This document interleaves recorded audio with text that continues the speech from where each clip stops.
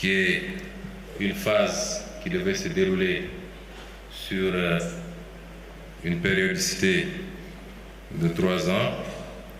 Je ne sais pas si le présentateur ne suit pas apparemment. C'est une phase de redressement, suivie d'une phase d'impulsion et enfin une phase d'accélération. La phase de redressement devait nous permettre de partager la vision, de mobiliser les citoyens, de poser les premières bases de la transformation et d'engranger les premiers résultats de ce travail. Elle sera suivie de la phase impulsion, qui est la phase de mise en œuvre de l'ensemble des leviers d'amorçage de la transformation et de la poursuite de la mise en œuvre des stratégies filières. Et enfin, une troisième phase, la phase accélération, qui devait nous permettre, comme son nom l'indique, d'accélérer la politique de développement des filières et de visibiliser la croissance engrangée à l'horizon 2050. Si vous regardez ce graphique, vous vous rendrez compte que ça nous permet de répondre à une question, parce qu'on a l'habitude d'entendre dire que nous demandons aux Sénégalais de patienter jusqu'en 2050. Si vous voyez les courbes qu'il y a au-dessus de ce graphique, vous vous rendrez compte que les phases ne s'excluent pas. La première phase, celle qui consistait à redresser, démarre évidemment en 2024 avec l'élection du président de la République et se termine quasiment à la fin de ce cycle, c'est-à-dire en 2029. Mais vous vous rendez compte que la courbe jaune qui suit, c'est-à-dire l'impulsion, n'attend pas qu'on ait terminé la phase de redressement. Dès le milieu du mandat, c'est-à-dire d'ici 2026, nous démarrons la phase impulsion qui prendra fin en 2034. Et la phase d'accélération démarre presque simultanément avec la phase d'impulsion, ou 1 ou 2 ans après le démarrage de la phase d'impulsion. Et donc avant la fin de la première phase, c'est-à-dire le redressement. C'est une action combinée avec plusieurs phases qui ne s'excluent pas, mais avec la priorisation de l'une ou l'autre phase selon les périodes. Le redressement, pour le slide qui suit, doit nous permettre de faire un certain nombre de choses. D'abord, les réformes préalables à des actions futures. Un certain nombre de réforme des institutions, réforme de la justice, réforme territoriale, décentralisation, déconcentration, et j'en passe. Il faut comprendre donc que la phase de redressement ne commence pas aujourd'hui avec le document que nous vous présentons. C'est l'un des éléments de ces réformes préalables, c'est-à-dire l'assainissement du cadre macroéconomique dont a parlé tout à l'heure M. le ministre de l'Économie. Il faut comprendre donc que cette phase de redressement a démarré depuis les premiers jours du mandat, puisque le président de la République a convoqué les assises de la justice, ça fait partie de la phase de redressement, les assises politiques, ça fait partie de la phase de redressement, un certain nombre d'états généraux sectoriels ont été organisés dans le secteur de l'industrie et du commerce, dans le secteur de l'hydraulique, dans le secteur du transport, entre autres. Toutes ces opérations s'incrustent dans cette phase de redressement. Et donc, vous pouvez situer l'exercice d'aujourd'hui dans cette première partie, c'est-à-dire les réformes préalables à des actions futures, dans le sens qu'il concerne un des points, l'assainissement du cadre macroéconomique et l'impact de cet assainissement sur l'économie et sur le social. La deuxième phase, le deuxième élément de cette phase de redressement, c'est les réformes techniques qui préparent le terrain pour le développement d'autres services. Vous aurez dans ces réformes techniques les réformes sur le plan du numérique, par exemple. L'identité numérique unique est un élément important de cette phase. J'allais dire même tout ce qui a été conçu dans le New Deal technologique. Et la troisième phase, c'est la bonne gouvernance et la reddition des comptes. Je crois que sur le terrain de la bonne gouvernance, des actes substantiels ont été posés. Les derniers en date, c'est le paquet de projets de loi qui a été adopté avant-hier en Conseil des ministres portant sur la réforme de l'OFNAC, sur l'accès à l'information, sur la déclaration de patrimoine, entre autres, et sur la reddition des comptes. Le travail se poursuit méthodiquement dans le respect des règles de droit. L'objectif de cette première phase, c'est-à-dire la phase de redressement de la vision 2050, c'est de tourner définitivement le braquet d'un modèle ancien vers un modèle nouveau, préalable à l'impulsion et à l'accélération. Et ces réformes constitueront une des priorités du premier quinquennat. Nous avons toujours posé le débat en termes de système et non pas en termes d'hommes. Et un système, c'est beaucoup plus l'interaction de règles, d'attitudes, de comportements. Et les réformes que nous allons entamer dans cette phase de redressement nous permettront de tourner la page de ce système que nous avons souvent décrié pour en ouvrir une autre. Pourquoi maintenant un plan de redressement économique et social? Cela est lié à l'héritage qui nous a été légué.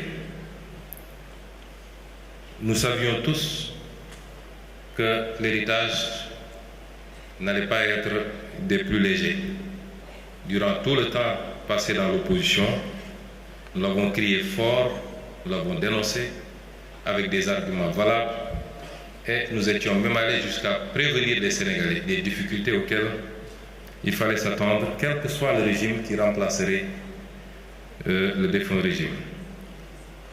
Et aujourd'hui, les différents audits réalisés aboutissent à un constat sans appel. L'audit des finances publiques qui a démarré avec le rapport établi par l'Inspection générale des finances, conforté, pour ne pas dire aggravé, par l'audit de ce rapport par la Cour des comptes, et enfin par le rapport de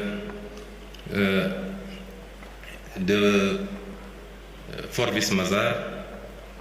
Cet audit, ces différents audits, débouchent sur un constat très difficile pour le Sénégal, d'un déficit qui cumule à 14% et d'une dette publique qui est de 119% du produit intérieur brut. 14% contre 4 quelque chose % qui avait été déclaré et 119% contre 74% qui avait été déclaré par l'ancien régime. Évidemment, et c'est le lieu de féliciter et de rendre hommage à son Excellence le Président de la République, qui aurait pu faire le choix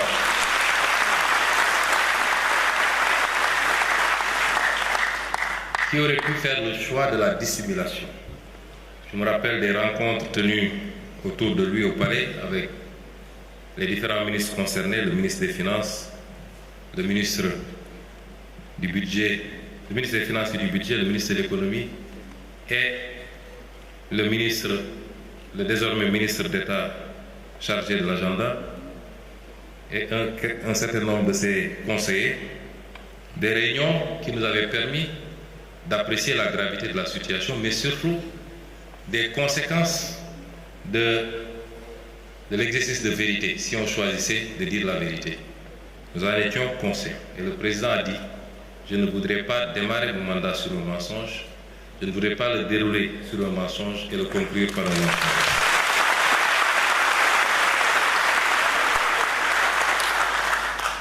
Et cet exercice de vérité a pour conséquence le respect difficile des engagements internationaux. Mais le Sénégal a tenu et jusqu'à présent, nous avons respecté notre signature, nous avons respecté nos engagements internationaux, sans pour autant que ça n'empêche le pays de continuer à faire face aux défis cruciaux à l'intérieur. C'est le lieu ici également de féliciter et de rendre hommage au ministre des Finances et du Budget, à toutes ses équipes, au ministre de l'Économie, qui chaque jour déploie un trésor d'énergie pour faire face à nos engagements internes et extérieurs. L'autre conséquence, c'est des conditions de plus en plus difficiles de financement extérieur, sur le financement extérieur. Évidemment, notre signature s'est dégradée. Vous avez vu tous les conséquences en termes de notation du Sénégal. C'est une des conséquences auxquelles nous nous attendions quand le président a décidé de se livrer à cet exercice de vérité. Le défi du retour à l'orthodoxie budgétaire, à moins 8% de déficit dans la loi de finances rectificative du moins, et donc la moitié du chemin a été parcouru déjà.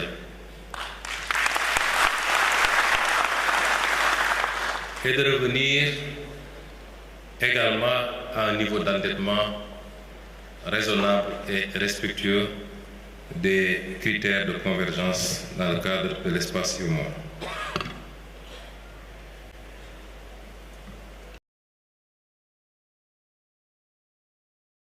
Légitime des Sénégalais. Légitime des Sénégalais. Nous sommes au XXIe siècle, les peuples sont devenus impatients. Projeté dans le top 5 des pays à plus forte croissance et peut-être le premier en 2025 en Afrique ne signifie pas grand-chose si l'on considère ce que le Premier ministre de l'économie vient de dire, que la structure de notre croissance dépouillée de le PIB agricole et hydrocarbures révèle des performances très faibles, voire médiocres. Voilà les raisons qui nous fondent à travailler à un sursaut, à essayer de trouver des solutions. Lesquelles solutions doivent être d'abord endogènes, doivent provenir de l'effort pour eux-mêmes. Ce plan de redressement permettra de trouver de nouvelles sources. Dans le tableau que je vais vous présenter tout à l'heure, nous détaillerons ces ressources endogènes.